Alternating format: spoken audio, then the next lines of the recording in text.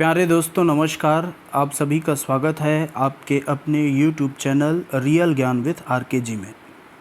दोस्तों आज के इस वीडियो लेक्चर में मैं सुमित्रानंदन पंत जी के जीवन परिचय और उनकी प्रमुख रचनाओं को पेश करूंगा। तो दोस्तों ध्यान से देखेंगे क्योंकि इसमें सुमित्रानंदन पंत जी की जो कविता कौशल है उसके बारे में भी करेंगे। साथ ही इनके द्वारा जो लिखित रचनाएं हैं उनका प्रकाशन वर्ष भी हम प्रस्तुत कर रहे हैं, जो कि नेट एग्ज़ाम की परीक्षा की दृष्टि से बहुत ही आवश्यक है, महत्वपूर्ण भी है। तो चलिए देखते हैं सुमित्रानंदन पंत जी के बारे में। तो पंत जी जो हैं इनका जन्म 20 मई 1900 को हुआ था और वे कौसानी अल्मोड़ा उत्तराखंड के रहने वाले थे। इनके गांव का नाम था कौसानी, ठीक है। उनके बचपन का नाम गोसाई दत्त था और जन्म के समय इनकी मां की मृत्यु हो जाने के कारण पंत जी का जो बचपन है वह भावनात्मक रूप से एक खास प्रकार की दशा में गुजरा था। तो आप समझ सकते हैं कि जन्म के समय ही मां की मृत्यु हो जाने के कारण किस प्रकार की परिस्थिति का सामना इन्हें करना पड़ा होगा, आप समझ सकते हैं। तो एक समृद्ध परिवार में जन्म लेने के कारण उन्हें लिखाई पढ़ाई की समुचित व्यवस्था तो मिली थी, ठीक है, लेकिन माँ का प्यार उन्हें नहीं मिल पाया। अत्यंत कम उम्र से ही उनमें काव्य प्रतिभा दिखाई देने लगी थी। अब दोस्तों उत्तराखंड का वादी ही अलग है, वहाँ का माहौल ही अलग है, प्रकृति की जो प्राकृतिक रूप से बहुत ज़्यादा परिपूर्ण है और बहुत ज़्यादा अच्छा वहाँ का वातावरण है, जिस कारण उम्र से ही उनमें काव्य प्रतिभा के दर्शन दिखाई पड़ने लगे।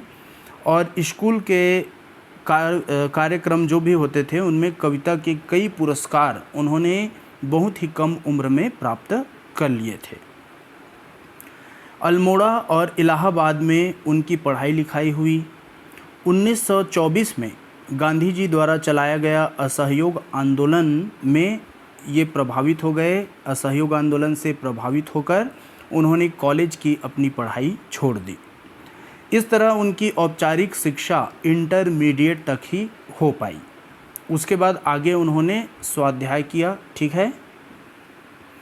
अपना नाम उन्होंने खुद बदल दिया, ठीक है। उनका बचपन का नाम गोसाई दत्त था और अपना नाम उन्होंने सुमित्रानंदन पंत खुद ही रख लिया। तो महज 40 वर्ष की उम्र में उन्होंने अपना नाम गोसाई दत्त से बदलकर सुमित्रानंद रख लिया, ठीक है, सुमित्रानंदन रख लिया। साहित्य के प्रति अत्यधिक लगाव के कारण 45 साल की उम्र में ही उन्होंने स्थायी लेखन की शुरुआत कर दी थी। पंत जी की कविताओं के प्रकाशन की शुरुआत सुधाकर नामक हस्तलिखित पत्रिका से हुई। यह जो पत्रिका है वो हस्तलिखित थी, आपको ध्यान रखना जरूरी है। ये छपाई के द्वारा नहीं छपती थी, ये हस्तलिखित पत्रिका थी। जल्दी ही अल्मोड़ा अखबार और मर्यादा नामक जो पत्रिका है इनमें इनकी रचनाएं छपने लगी। पंत जी ने रूपाभ नामक पत्रिका थी, रूपाभ नाम था, और इसका संपादन पंत जी ने किया था। उनकी वैचारिकी पर कार्ल मार्क्स, महात्मा गांधी, रविंद्रनाथ टैगोर तथा अरविंद के विचारों का असर अलग अलग समय पर पड़ा। तो उनके विचारों पर, उनके सोचने समझने की क्षमता पर अलग अलग महापुरुषों का प्रभाव अलग अलग कालखंडों पर पड़ा। जैसे कार्ल मार्क्स का प्रभाव सर्वप्रथम पड़ा, जो उन्हें प्रगतिवादी दृष्टिकोण के लिए अग्रसर किया। महात्मा गांधी का प्रभाव पड़ा, जिसने देश की राजनीति जैसे असहयोग आंदोलन इन सभी चीज़ों में उन्होंने प्रभावित किया और इन्होंने पढ़ाई छोड़ दी। साथ ही टैगोर जी का प्रभाव और महर्षि अरविंद के विचारों का असर इन्हें अलग अलग समय पर पड़ा।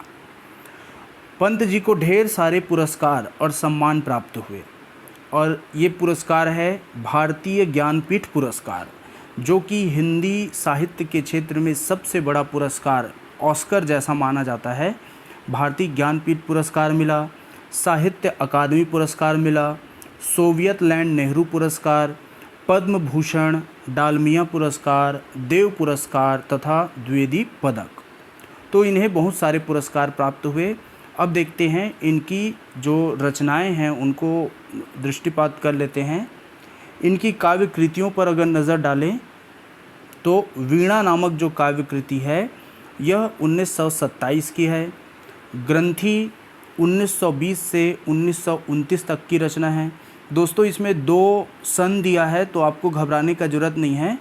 ये जो ग्रंथि है इसका पहला प्रकाशन 1920 में हुआ और इसमें अन्य रचनाएं जोड़ने पर इसका प्रकाशन 1929 में फिर से एक बार किया गया। ठीक है। पल्लव, गुंजन। पल्लव का प्रकाशन 1926 में, गुंजन का प्रकाशन 1932 में, युगांत का प्रकाशन 1936 में, युगपथ का प्रकाशन 1949 में, युगवाणी का प्रकाशन 1939 में, ग्राम्या का प्रकाशन 1940 में।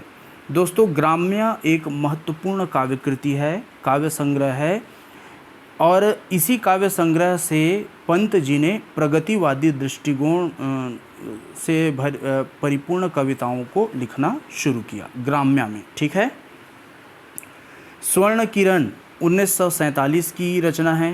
स्वर्ण धूलि 1947, मधु ज्वाल 1947, उत्तरा 1949, उसी प्रकार रजत शिखर 1952, शिल्पी 1952, सवर्ण 1956, अतिमा 1955, किरण वीणा 1967। इसके बाद है वाणी 1958 में प्रकाशित हुआ। कला और बूढ़ा चांद 1959 में। उसी तरह पाँव फटने से पहले यह जो रचना है यह 1967 में प्रकाशित हुआ। फिर है पतझर, एक भाव क्रांति 1967। उसके बाद है गीत हंस 1969 की रचना। उसके बाद एक प्रसिद्ध रचना आती है जिसका नाम है लोकायतन। लोकायतन 1965 की रचना है दोस्तों। इसमें पंत जी को बहुत बड़ा पुरस्कार मिला लोकायतन में। उसके बाद शंख ध्वनि 1971 की रचना है। फिर शशि की तरी 1971 की रचना है। कृति है उसका नाम है समाधिता 1973 की रचना है। आस्था 1973 की रचना है। इसके बाद आते हैं सत्यकाम 1975, गीत अगीत 1977 और संक्रांति 1977। ठीक है। तो इस तरह से हमने बहुत सारी महत्वपूर्ण काव्य कृतियों को देख लिया। इनमें से कोई भी जो काव्य कृति है वो आपके एग्ज़ाम में पूछी जा सकती है, तो आप इसका जो प्रकाशन वर्ष है उसको ध्यान रखने का प्रयास करेंगे, याद रखने का। ठीक है। अब चलते हैं दोस्तों नाट्य कृतियों की तरफ। नाटक में इन्होंने ज्योत्सना 1934 में लिखी, परी जनवरी 1925 में प्रकाशित हुई, जिंदगी का चौराहा 1939 में प्रकाशित हुई, अस्पृश्या 1937 में प्रकाशन हुआ, सृष्टा 1938 की रचना है।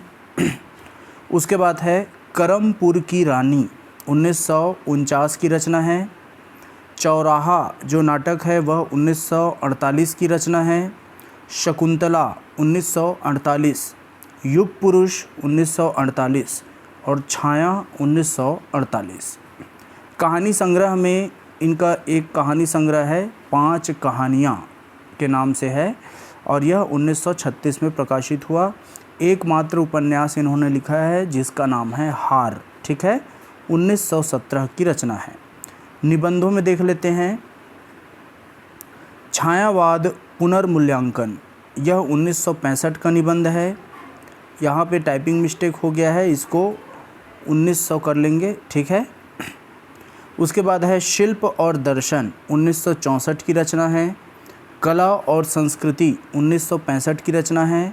60 वर्ष एक रेखांकन, यह जो निबंध है 1959 की रचना है, 1969 की रचना है। ठीक है।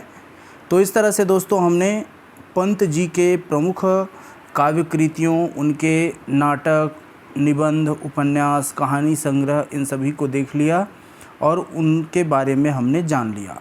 अब इसके बाद नेक्स्ट वीडियो लेक्चर में इनके जो प्रमुख काव्य कृतियाँ हैं इनका हम लोग क्या करेंगे, व्याख्या करेंगे। जैसे नौका विहार, तो नौका विहार एक प्रमुख रचना है, इसका हम नेक्स्ट वीडियो लेक्चर में व्याख्या देखेंगे। ठीक है, तो आज के लिए इतना ही दोस्तों।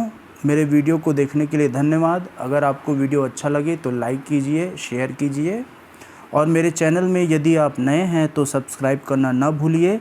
और अगर आपके मन में कोई रचना, कोई काव्य कृति, कोई उपन्यास, नाटक, किसी भी प्रकार की साहित्यिक विधा आपके मन में है जिसकी आप व्याख्या कराना चाहते हैं या समीक्षा कराना चाहते हैं, तो आप मुझे कमेंट सेक्शन में आप परिचित करवा सकते हैं उस रचना को, और जिसको मैं पूर्ण करने का प्रयास करूँगा। ठीक है, तब तक के लिए धन्यवाद।